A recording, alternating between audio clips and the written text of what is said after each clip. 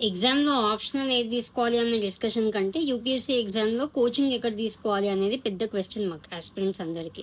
దాన్ని సింపుల్ మెథడ్‌లో డీకోడ్ చేయడానికి ట్రై చేస్తాం.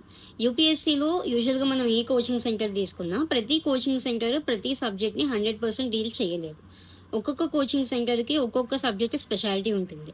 ఫర్ ఎగ్జాంపుల్, వికాస్ జైన్ సార్‌ని తీసుకుంటే, sir can teach political science in a very good way.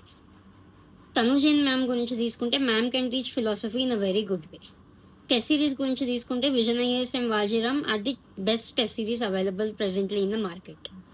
And then NCERTs గురించి మాట్లాడుకుంటే, యూట్యూబ్లో ఫ్రీ ఛానల్స్ ఉన్నాయి. అలా కాకుండా మేము ఒక కోర్స్లో జాయిన్ అవ్వాలి అనుకుంటే, దృష్టి ఐఏఎస్ వాళ్ళు ఎకనామికల్గా టీచ్ చేస్తారు అండ్ సింపుల్గా టీచ్ చేస్తారు. మెటీరియల్స్ కూడా బాగుంటాయి.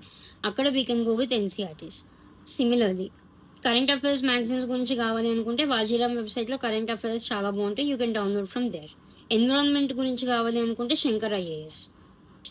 సో అలా కోచింగ్ సెంటర్స్ గురించి మనం ఎప్పుడైతే హంట్ చేయడం స్టార్ట్ చేస్తామో, మన రిక్వైర్మెంట్ ఏంటి, మన స్టాండర్డ్స్ ఏంటి, ఆ సబ్జెక్ట్లో మనకి ఏ సబ్జెక్ట్ డిఫికల్ట్గా ఉంది అనేది అనలైజ్ చేసుకొని, ఆ సబ్జెక్ట్కి రిలేటబుల్గా కోచింగ్ సెంటర్ని చూస్ చేసుకోండి.